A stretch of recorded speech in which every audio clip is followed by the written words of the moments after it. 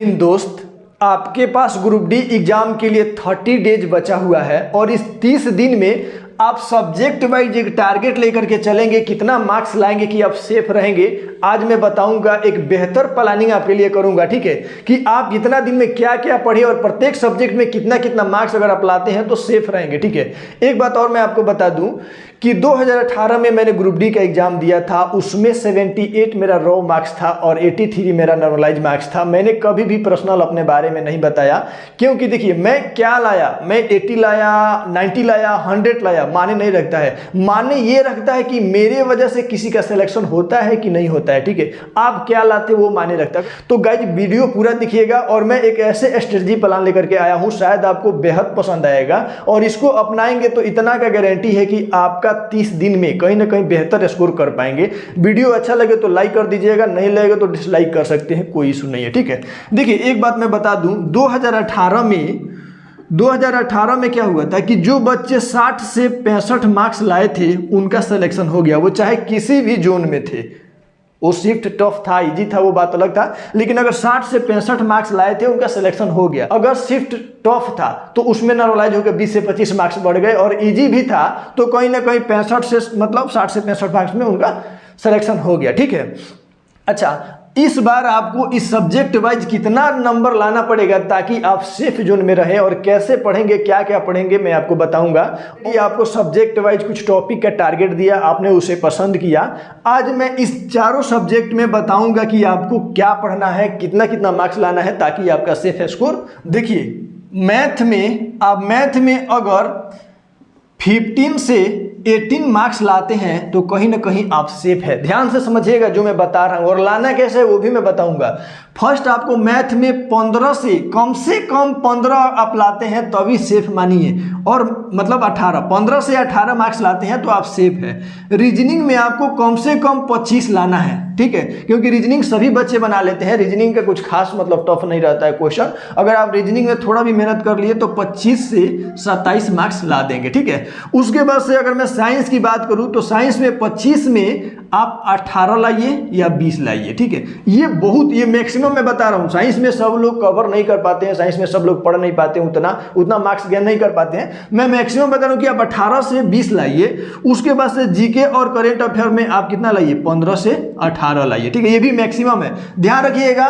ये मिनिमम है, आप 15 से 18 मार्क्स मिनिमम है। ये भी आपको 25 मिनिमम है। इसमें आप 30 से 30 भी ला सकते हैं। अगर अच्छे से मेहनत कर रहे हैं तो आप 30 में 30 भी ला सकते हैं, और ऐसे बच्चे हैं, ऐसे हैं जो 30 में 30 लाए हैं और लाएंगे भी, ठीक है। तो याद रखिएगा ये मिनिमम है और ये मैक्सिमम है। 18 से 20 आप मतलब 25 लाए वो बात की बात है, लेकिन 18 से 20 आप अच्छा मेहनत करेंगे तो 18 से 20 आ जाएगा, इसमें 15 से 18 आ जाएगा, ठीक है। उसके बाद से अगर हम इन मार्क्स को जोड़े तो देखिए 25 और 15 कितना हो गया, 40 और 15 कितना हो गया, 55। अब 55 और 18, 55 और 18, 8 5 13 और 5 1 6 1 7, 73 मार्क्स हो गया।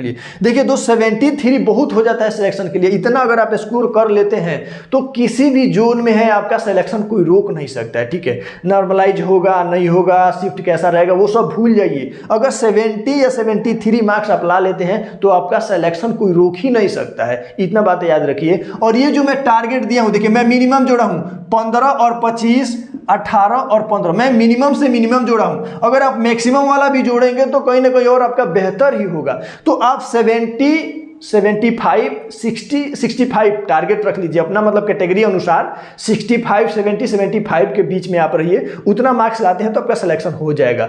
अब मैं बात करूंगा कि इन सब्जेक्ट को कहां से पढ़ना है, कैसे पढ़ना है। 30 डेज आप कैसे इसको पढ़ेंगे ताकि आपका अगर 40 से 50 आ रहा है तो आप 20-15 मार्क्स आसानी से बढ़ा सकते हैं। तो ध्यान से समझिएगा। देखिए मैथ में अगर मैं बात करूं तो मैथ अगर आपसे नहीं बनता है तो उसके बहुत सारे रीजन हो सकते हैं। हर एक चीज में बहुत सारे रीजन होते हैं। पहला, या तो आपका बेसिक कमजोर होगा, आपको कैलकुलेशन में प्रॉब्लम होता होगा, या छोटी छोटी चीज़ें नहीं पता होगा, गुणा भाग मतलब करना, या कैलकुलेशन टेबल नहीं पता होगा, बहुत सारे रीजन हो सकते हैं। दूसरा प्रॉब्लम ये हो सकता है कि आपने प्रैक्टिस बहुत कम किया है, प्रैक्टिस किया ही नहीं है, ठीक है, बस पढ़ लिया है, कोचिंग में ऑनलाइन या ऑफलाइन में आप कहीं भी बस पढ़ लिया है, आपको मेथड पता है, लेकिन हमने प्रैक्टिस नहीं किया है, ठीक है। और तीसरा ये रीजन हो सकता है कि आप बना लेते हैं लेकिन एग्जाम हॉल में आपसे बनता नहीं है, उसका चीज़ क्या है। और तीसरा रीजन जानते हैं क्या है, आपने रिविजन नहीं किया है। देखिए, प्रैक्टिस करना, रिवीजन करना, दोनों में बहुत अंतर है। आप किसी क्वेश्चन को जनरली बनाते हैं, वो प्रैक्टिस हो गया, और रिवीजन मतलब जो जानते हैं उसको रिवीजन करना, ठीक है, दोनों में अंतर है।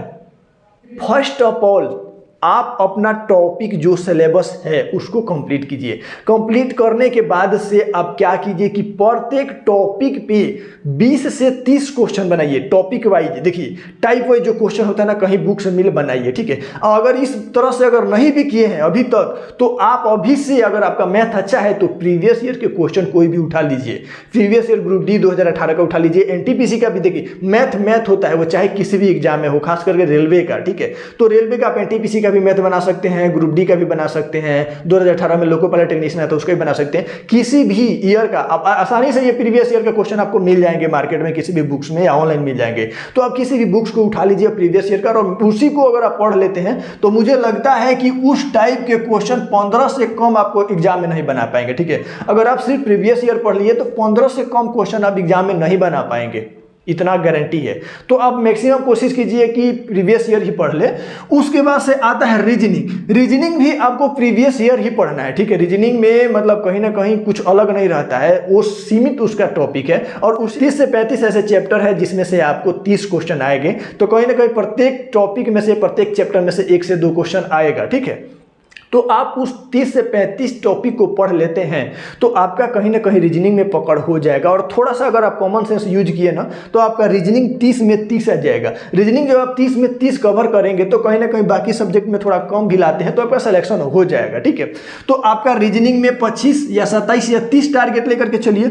उसके बाद हम साइंस की बात करते हैं। तो साइंस पढ़ना कहाँ से है? साइंस, देखिए, साइंस के लिए आपके पास, देखिए, प्रीवियस ईयर का क्वेश्चन आपको जल्दी मिलेगा नहीं, मैं जानता हूं, क्योंकि पहले ग्रुप डी में उतना साइंस नहीं पूछता था, बहुत कम पूछता था, 2 4 5 क्वेश्चन आता था। लेकिन इस बार आपको 25 क्वेश्चन जब पूछेगा तो 25 क्वेश्चन कवर करने के लिए आपके पास किरण का या यूथ का बुक होना चाहिए, ठीक है। लुसेंट और स्पीडी उतना कवर नहीं कर पाएगा, इसीलिए मैं बता रहा हूं कि आपके पास किरण का जो थोड़ा एसएससी लेवल का जो आता है साइंस का क्वेश्चन, वो न्यूमेरिकल हो या मतलब थोड़ा सब्जेक्टिव हो, जिस तरह से मैंने भाषा आधारित जो क्वेश्चन होता है उसको देख लीजिए आप। सब्जेक्टिव मतलब जैसे एसएससी टाइप का जो क्वेश्चन आता है ना, उसको आप देख लीजिए थोड़ा डीपली जा करके, ठीक है। साइंस का क्वेश्चन अब नॉर्मल नहीं पूछेगा, कहीं ना कहीं थोड़ा सा घुमा के पूछेगा, घुमावदार प्रश्न रहेगा। तो आप एसएससी लेवल का कोई बुक्स हो गया, जैसे मान लीजिए किरण का हो गया, यूथ में भी अच्छा क्वेश्चन दिया हुआ है, ठीक है, या घटना चक्र हो गया, तो इन 3 बुकों से आप साइंस को कवर कर सकते हैं अच्छे से। उसके बाद से करेंट अफेयर और जीके की बात आती है। तो जीके अगर आप पढ़ना शुरू किए ना, तो इतिहास, भूगोल, अर्थशास्त्र, मतलब इतना सारा जीके है कि आपका पूरा का पूरा मतलब टाइम खत्म हो जाएगा। इसलिए आप जीके ओनली 1 प्रीवियस ईयर और एनटीपीसी एग्जाम में जितना जीके पूछा है ना, पूरा का पूरा रट जाइए, चाहे वो सीबीटी 1 का हो, सीबीटी 2 का हो, या 2018 में जितना जीके पूछा था, साइंस पूछा था। यहाँ तक कि मैं तो बोलूँगा अगर करेंट अफेयर भी आपको पढ़ना है ना, तो अभी जो सीबीटी 2 हुआ, सीबीटी 1 हुआ, उसका करेंट अफेयर एक बार आप देखिए और उसी से थोड़ा गेस कीजिए कि कहाँ से पूछ रहा है करेंट अफेयर, कौन से ईयर का पूछ रहा है, क्या पूछ रहा है, स्पोर्ट्स पूछ रहा है, फिल्म पूछ रहा है, अवार्ड पूछ रहा है, बुक पूछ रहा है, सीएम गवर्नर पूछ रहा है, मतलब कहाँ से पूछ रहे, एक बार आप गेस कीजिए, ठीक है। उसके अनुसार मैं एक टॉपिक दे दूंगा आपको करेंट अफेयर का, आप करेंट अफेयर पढ़ लीजिएगा, ठीक है। तो दोस्त, इतना अगर आप कर पाते हैं तो 73 मार्क्स में आपका सिलेक्शन कोई नहीं रोकेगा। नॉर्मलाइज होगा कि नहीं होगा वो बात की बात है, उसको छोड़ ही दीजिए। ऐसे भी नॉर्मलाइज होगा लेकिन कम से कम मार्क्स बन रहेगा, मैं वीडियो बना चुका हूं, ठीक है। जिनका मार्क्स 40 से 50 आ रहे हैं, मैं पहले भी वीडियो में बता चुका हूं कि वो फर्स्ट ऑफ ऑल उस टॉपिक को टारगेट करें जिस टॉपिक को वो छोड़ चुके हैं या पढ़े नहीं हैं, ऐसा हो सकता है, या उस टॉपिक को देखें जिसको रिवीजन की कमी है। वो बार बार रोते रहते हैं मेरा 40 आ रहा है सर, मेरा 50 आ रहा है सर, क्या करूं, साइंस में नहीं बढ़ रहा है, मैथ में नहीं बढ़ रहा है। दोस्त, 5 जो सब्जेक्ट है, science, reasoning, math, current affair और जीके, इन 5 सब्जेक्ट को अपने सामने रखिए और एक नंबरिंग कर दीजिए कि ये मेरा ये टारगेट कर लीजिए। इसमें मेरा 15 आ रहा है, ये मेरा डन है, इसको ग्रीन टिक कर दीजिए। इसमें मेरा 25 से 27 आ रहा है, इसको डन है, ये मेरा ग्रीन टिक कर दीजिए। इसमें मेरा कम आ रहा है, इसमें कम आ रहा है, मतलब जिसमें कम आ रहा है उसको रेड से टिक कर दीजिए। और क्या कीजिए ना, जो आ रहा है, जो आप इसका टारगेट पूरा कर दिए उसको रिवीजन कर लीजिए, दिन में 1 घंटा से 1.5 घंटा उसको बस रिवीजन कर लीजिए, देख लीजिए ऊपर यहाँ पर जो भी चीज़ होता है। और जो नहीं आता है उसमें आप 90% फोकस कीजिए। ये 30 दिन आपकी ज़िंदगी का बहुत ही इंपॉर्टेंट दिन है, समझ रहे हैं। ये 30 दिन आप समझिए कि अपना मतलब ना समझ लिए सब चीज़ मैंने खो दिया है, सारा चीज़ दाव पे लगा है आपके ज़िंदगी का, यहाँ तक कि आपके सांसें, सपने और आपकी हर चीज़ दाव पे लगा है। तो ये 30 दिन इसमें से जो टॉपिक आपका कमज़ोर है उस पर फोकस कीजिए और बाकी जो अच्छा है उसको बस रिवीजन करते जाइए, ठीक है। और मैक्सिमम इस टाइम आप कोशिश कीजिए कि आप जो भी चीज़ें हैं नया चीज़ पढ़ने का कोशिश मत कीजिए। अब ऐसा नहीं कि लगे इतिहास पढ़ने, भूगोल पढ़ने, ऐसा कुछ मत कीजिए। मतलब वही चीज़ें पढ़िए, सेलेक्टेड टॉपिक पढ़िए जो आपका वीक है, ठीक है। और अच्छा से अच्छा बुक्स पढ़िए। रोने से और ये बोलने से मेरा 40-50 आ रहा है कुछ नहीं होगा। ध्यान रखिए इस बात का कि हम गलती क्यों कर रहे हैं, कहाँ कर रहे हैं, उस चीज़ों को सुधारना है, ठीक है। मैं एक चीज़ करता था, आपको बता दूं, जब एग्ज़ाम नज़दीक आया ना, मेरा तो ऑलरेडी सिलेबस कंप्लीट हो गया था, तो जब एग्ज़ाम नज़दीक आया ना तो मैं मैक्सिमम दिन में 2 से 3 टेस्ट लगा था और उसी टेस्ट का मैं अच्छे से एनालिसिस करता था और देखता था कि मेरा मार्क्स कहाँ कम आ रहा है, उस टॉपिक को ही सिर्फ जाके पढ़ता था, एक्स्ट्रा कुछ भी नहीं पढ़ता था मैं, ठीक है। बस उतना ही करता था कि जहाँ मेरा क्वेश्चन गलत होता था उस टॉपिक को लिख लेता था और कॉपी में लिख करके चिपका देता था। मैंने भी 15 डेज 20 डेज का एक स्ट्रेटेजी बनाया था और प्रत्येक 15 से 20 दिन का मैंने एक पेपर चिपका देता था कि इसमें मेरा आज गलती हुआ, कल इसमें गलती होगा ही नहीं।